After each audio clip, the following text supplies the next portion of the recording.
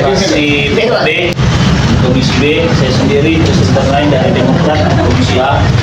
Yang saya hormati pula teman-teman aliansi mahasiswa dan forum pekerja Perumda Pasar Raya Makassar yang hadir pada hari ini dalam rangka menyampaikan aspirasi terkait masalah PHK sepihak menurut teman-teman dari aliansi dan forum pekerja Perumda Pasar Raya Makassar. Terima kasih banyak atas kehadirannya. Mungkin saya langsung saja untuk teman-teman aliansi maupun forum pekerja menyampaikan keresahan aspirasi terkait dengan aksi pada hari ini.